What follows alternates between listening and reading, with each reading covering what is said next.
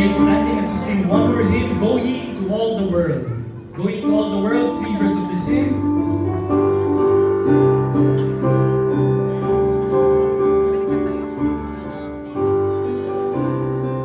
First verse, we sing. Far, far away, in deep and darkness dwelling, millions of souls forever may be lost. Who will know salvation's storytelling, looking to Jesus, finding not the cross. All power is given unto me.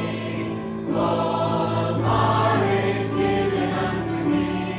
Going into all the world and preach the gospel, and know I am with you always. Sing o'er the world, wide open doors inviting, soldiers of Christ are rising and turning. Christians awake, your forces all uniting, send forth the gospel, break the chains of sin. All power is given unto me. All power is given unto me. Going into all the world and preach the gospel, and know I am with you always. Next verse. Why will you die? The voice of God is calling.